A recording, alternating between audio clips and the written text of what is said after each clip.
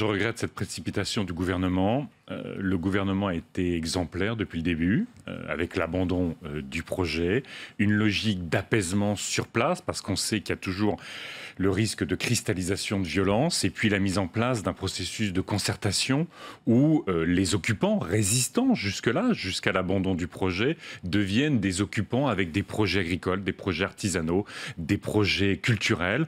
Il y a cette concertation qui est engagée, il y a des dépôts de projets, ça permet l'apaisement sur la zone, ça permet de penser la zone comme une nouvelle zone à la fois agricole, artisanale, culturelle et de protection de l'environnement. Maintenant, je l'ai toujours dit, il est normal qu'il y ait liberté totale de circulation sur la départementale.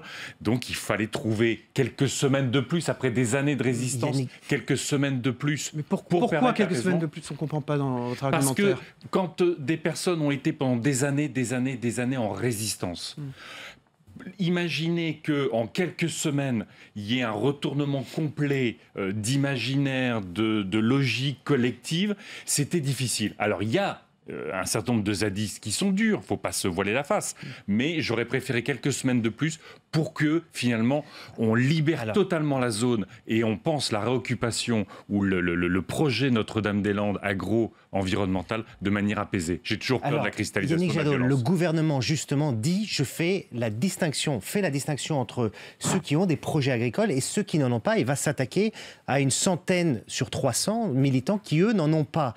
Donc ça va dans le sens de ce que vous dites.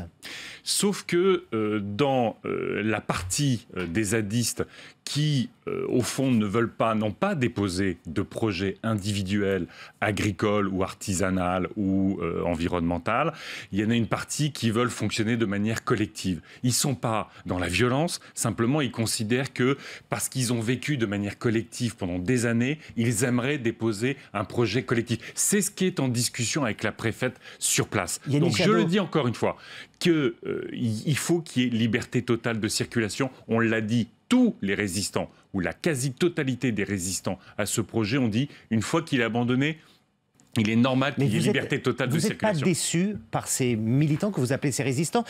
J'ai regardé vos déclarations au moment où l'annonce a été faite de l'abandon du projet. Vous disiez, ils vont partir d'eux-mêmes. Ils apparaissaient comme des militants anti-aéroport. Aujourd'hui, ils apparaissent comme des jusqu'au-boutistes. Vous avez dit vous-même, il faut distinguer tous ceux qui aujourd'hui rentrent dans une logique constructive de projets sur place, qui ont été des résistants. C'est les paysans historiques, c'est les nouveaux paysans, c'est des occupants qui sont en train, dans le processus de concertation installé par l'État, ils sont en train de passer à la logique de la résistance à un projet de vie collectif sur place. Il y a des résistants durs qui occupait la départementale.